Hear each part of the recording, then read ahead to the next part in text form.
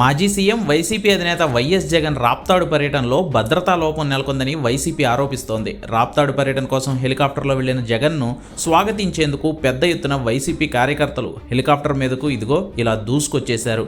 పెద్ద ఎత్తున వచ్చేసిన వైసీపీ కార్యకర్తలను కంట్రోల్ చేసేందుకు అక్కడ సరిపడా పోలీస్ సిబ్బంది కూడా లేకపోవడంతో జగన్ అరగంట పాటు హెలికాప్టర్లోనే ఉండిపోయారని వైసీపీ నేతలు చెబుతున్నారు.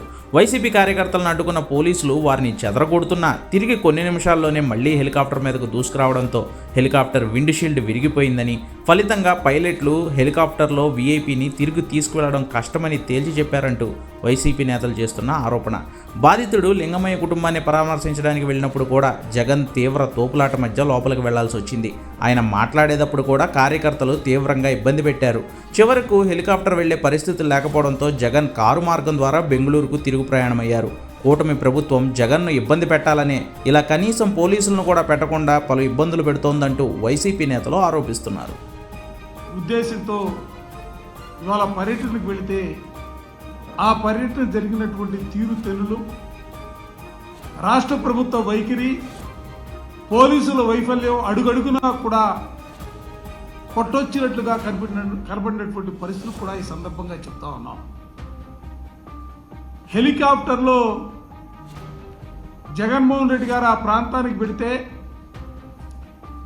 హెలికాప్టర్ దగ్గర హెలిప్యాడ్లో అక్కడ ఉన్నటువంటి హెలికాప్టర్ విండ్ షీల్డ్ పగిలిపోయే పరిస్థితులు వచ్చాయంటే పోలీసులు ఏ విధంగా భద్రత కల్పించారన్న అంశాన్ని దయచేసి ప్రజాస్వామ్యవాదులందరూ కూడా గమనించాలని చెప్పిన ఈ సందర్భంగా కోరుతా ఉన్నా. ఇదేదో హడావుడిగా నిర్ణయించుకొని వెళ్ళినటువంటి ప్రోగ్రాం కాదు. 2 రోజుల ముందే